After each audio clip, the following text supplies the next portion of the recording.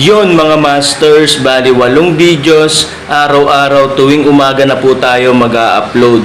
Maraming salamat sa mga solid kong masters dyan na patuloy pa rin na sumusuporta sa aking mga ina-upload na kwento o videos. At sa mga hindi nag-skip, maraming salamat po sa inyong lahat. At mag-iingat po kayo palagi and God bless. Magandang gabi mga masters, bali ngayon po ay 8 videos po ma-upload ko po sa aking YouTube channel. Tama nga mga masters, 8 videos nga po ma-upload ko. Yon, what's up mga masters? Nandito na naman tayo sa panibagong araw, panibagong kabanata na naman ang pagsasama-samahan natin ngayon guys.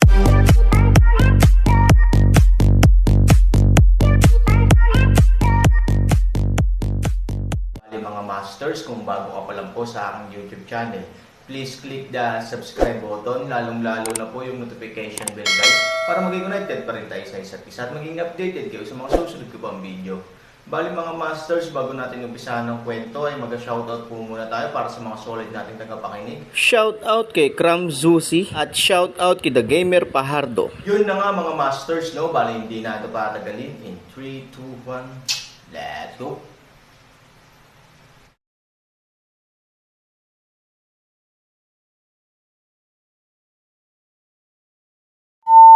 Boom! Ang tatlong pinakamakapangyarihang kapangyarihan ay sasabog sa isang pagpindot. Ang walang laman ay nasira at ang langit ay dumudulas. Napakalakas na pagsabog ng shockwave, hayaan ang lahat ay lamunin. Sa lupa, ilang metro ng pinaso na lupa ay direktang hinihipan ng hangin sa buhangin, lumilipad sa buong kalangitan, at ang nakalantad na lupa ay naghiwa-hiwalay at nabibitak ang maraming guhitan. Ang 100,000 tropa, wala pang 1,000 metro ang layo mula sa Kunlongshan, ay tinatangay ng mahigit 10 metro sa ilalim ng malalaking alon, at pagkatapos ay lumubog sa kaguluhang puno ng buhangin. Mag-ingat ka. Sa kalangitan, ang matandang nagwawalis ng sahig, na nakikipag-away kay Lu Wuzhen, ay nanginginig sa kanyang kamay. Mabilis niyang inalok ang kanyang magic weapon at diretsyong tumayo sa harap niya at sa 8 ligaw na libro. Ngunit gayunpaman, ang pagsabog at mga epekto ay nagpalipad pa rin ng kanilang buhok. Mabagal magmuni-muni sina Lu Wuzhen at Aoshi. Kahit na nakabukas ng buo ang Golden Gate, napaatras pa rin sila ng ilang metro. Nakatitig ang kanilang mga mata sa direksyon ng bundok ng Kunlong. Gayunpaman, ang Fuya United Army, na nasa malayo, ay bumagsak pa rin sa lupa. Si Fang Fo, isang ordinaryong tao, ay biglang nakasalubong ng malakas na hangin ng Force 10, gamulong ng mahabang panahon at saka nag-aatubili na bumagsak isa-isa sa lupa upang patatagin ang kanyang katawan. Boom! Gayunpaman, hindi huminto ang mga alon ng hangin, at direktang tumama ang mga ito sa malayong lugar ng lambak ng Quixian. Ang mga puno sa labas ng Quixian Valley ay nanginginig lang, at pagkatapos ay lahat sila ay naputol, at ang mga alon ng hangin ay tangay ng mga alon. Anong kalokohan ang nangyayari? Si Fu Mang at ang kanyang mga tauhan ay halos nasa Trap Immortal Valley, ngunit hindi niya inaasahan na isang malakas na alon ng hangin sa likuran niya ang direktang nagpatambo sa kanya. Natambo siya at kinagat ang putik. Nang muli siyang tumangala, hindi pa rin napigilan ang alon ng hangin. Hinawakan ni Fu Mang ang kanyang ulo at lumingon, ngunit siya ay pipi. Ang malayong kalangitan ay nagpakita na ng isang labis na pagbaluktot, tulad ng pagkawasak ng oras at espasyo, pati na rin ang pagsasama ng langit at lupa. Yan. Hindi napigilan ni Fu Mang ang paglunok at pagungol. Nataranta ang audience. Maging ito man ay ang Fuya Allied Army na medyo malayo, o higit sa 100,000 na mga disipulo na mas malapit, isa-isa silang nakahiga sa lupa, tinitingnan ang hindi kapani-paniwalang eksena sa harapan nila. Maging ang 4 na Panginoon sa langit ay ganap na tumigil sa proseso ng buhay at kamatayan, at tumingin kay Kunlongshan isa-isa na may kaunting pagtataka. Nakulong sa Longshan, bagamat naroon ang pulang bilog, puno na ito ng mga sirang marka. Malinaw, nakatiis ito ng malakas na epekto at pagsabog. Gayunpaman, sa loob ng pulang bilog, ang mata ay kasing laki ng stadium at ang utak ay parang Magic Dragon sa Mianshan, ngunit ito ay nawala. Ang natira ay walang iba kundi isang dragon ng tao at hayop na higit sa 2 metro ang taas. Lumuhad siya sa isang tuhod at nagkibit ng ulo. Unti-unting tumulo ang dugo sa kanyang bibig. Sa di kalayuan, si Lu Ruoxin ay nakahandusay sa lupa. Nawalan ng orihinal na gininto ang liwanag ang Xuanyuan sword, at malungkot siyang nakahiga doon. Napakaputla din ng kanyang mukha, at umagos ang dugo sa gilid ng kanyang bibig. Gayunpaman, nakulong sa harap ng Longshan, mayroong isang lalaki, ipinagmamalaki sa hangin. Bagamat nawala ang gininto ang liwanag at nawala ang streamer, at bagamat may galos at nakakagulat pa ang puting jade body, hindi may kakailan na naroon siya. Parang gintong palakol, nawala ang ningning nito at nakasabit sa kanyang mga kamay, ngunit puno pa rin ng momentum ang pilak niyang buhok nang dumaan ang simoy ng hangin. Ang pinakamahalaga ay sa kanyang katawan na puno ng mga galos, mayroon pa ring hindi nakikitang puting flash. Kahit na ang pagitan ay napakahaba at ang oras ng pagpapanatili ay napakaikli, ang kanyang paligid. Ang kanyang likod ay nanginginig at si Xuanwo ay nakatayo ng maluwag, ang kanyang mga braso ay nasusunog at lumitaw ang rosefinch. Sa kanyang harapan, umungal ang puting tigre at kumamo ang gulong. Biglang inatake ni Puff Wang Janzi ang kanyang puso gamit ang isang malaking bibig ng dugo at direktang ini-spray ito sa fog. Si Kwang Dang alternasyon. Gusto ni Ye Gotcheng na hawakan ang espada at bumangon, ngunit ang kanyang kamay ay mahina pagkatapos ng lahat. Ang espada ay nahulog sa lupa at tumunog. Taisho Dragon Emperor, Thunder Xuanho, Flaming Rosefinch, Earth-shaking Xuanwo. This is, natahimik si Aotian, dahil nanginginig ang kanyang mga labi at ngipin. Aaron, kahit na ang alikabok ay humihip pa, hindi niya maipikit ang kanyang mga mata kahit isang segundo gulat. Bukas na bukas ang mga paa ni Aaron, nakatingala sa langit at umuungal. Umuungol, sa pulang bilog, kasabay nito ang pag-aatubili na bulungan na may kasamang sakit. Pagkatapos, ang mahiwagang katawan ng dragon ng ulo ng dragon ng tao ay biglang lumutang sa hindi mabilang na mga kulay ube at pulang ilaw, at nawalan ng laman sa isa, patuloy na nagmamadali sa tuktok ng pulang bilog. Ang tuktok ng pulang bilog ay napakaliwanag din sa oras na ito. Sa dilim, para itong duguyang. Phew! Pagkatapos, ang araw ng dugo ay sumikat sa around, at hindi mabilang na mga ilaw na may kulay na dugo mula sa malayo, na parang ayaw, na baliw na nag-drill sa malaking bibig ng Aaron. Boom! Brush! Brush! Ang hininga ng hindi mabilang na mga magic dragon ay bumuhos sa katawan ni Aaron, na ginawa ang kanyang katawan bilang jade. Matapos ang isang pagsabog ng transparency, makikita ang lila at pula sa kanyang katawan, nagniningning ang kanyang katawan kung minsan ay lila at kung minsan ay pula.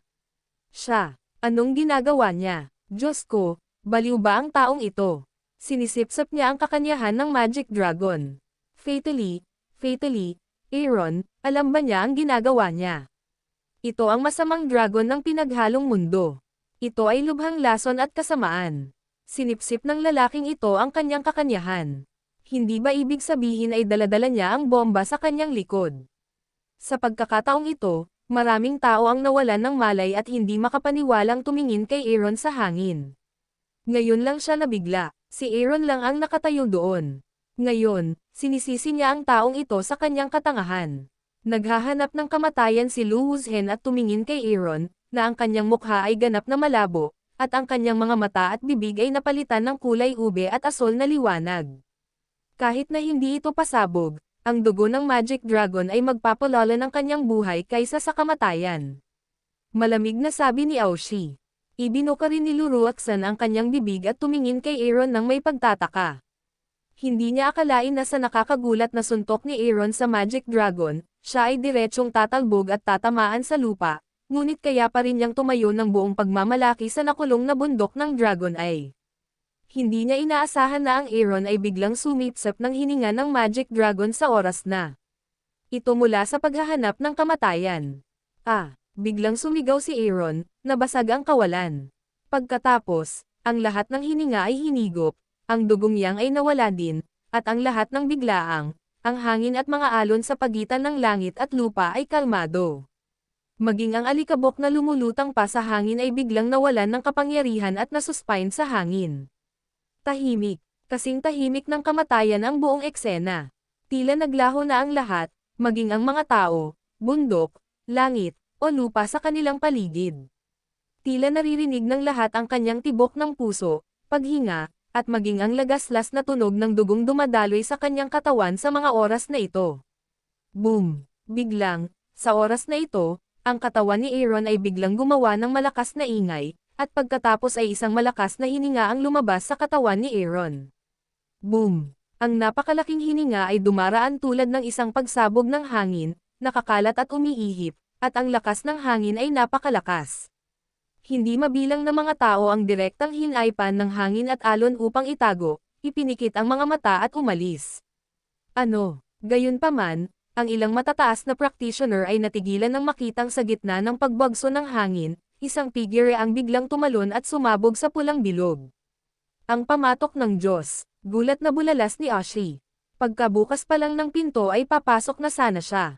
Natural na hindi papalampasan ni Lu Wuzhen ang napakagandang pagkakataon, at hindi siya lalabas ng mag-isa, ngunit panoorin ang mga tanikala ng Diyos na kinuha ng iba. Sa sandaling ito, kapag ang isang tao ay bumilis, siya ay nagmamadali. Gusto mong pumunta, tinanong mo ba kami? Halos sabay na huminto sa harapan nila ang matandang nagwawalis ng sahig, kasama ang 8 mga libro sa kaparangan. Kailangan mo ba kaming ipaglaban? Kinagat ni Aoshi ang kanyang mga ngipin at malamig na sumigaw. Kami ang pinakamataas na Diyos sa mundo sa lahat ng direksyon. Kung lalaban ka sa amin, hindi ka magtatapos sa magandang wakas. Sigurado ka bang pinag-isipan mo talaga iyon? Galit ding umungal si Lu Wuzhen. Nakangiting nagkatinginan ang matandang walis at ang 8 ligaw na libro, malinaw na malinaw. Ang iniisip namin, mayroon ka bang mga katanungan? Nagtinginan din kayong Lu Wuzhen at Aoshi, nag-aapoy sa galit. Ngunit sinasabi sa kanila ng katwiran na bagaman hindi alam ng 2 taong nasa harapan nila kung saan sila nanggaling, ang away kanina ay nagpakita na kung mag-aaway sila, mabangis, hindi sila sigurado. Kapag ang isang tao ay nasugatan, ang mga kahihinatnan ay mahirap paniwalaan. Gayunpaman, halos sa oras na ito, nagkaroon ng isa pang marahas na pagsabog sa Kunlongshan.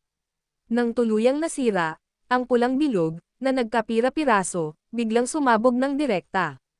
Pagkatapos, isang streamer ang biglang lumipad mula dito, diretso sa langit, at sa tuktok ng streamer, isang malaking pulang streamer ang sumilaw sa mundo. Ang Magic Dragon ay ako.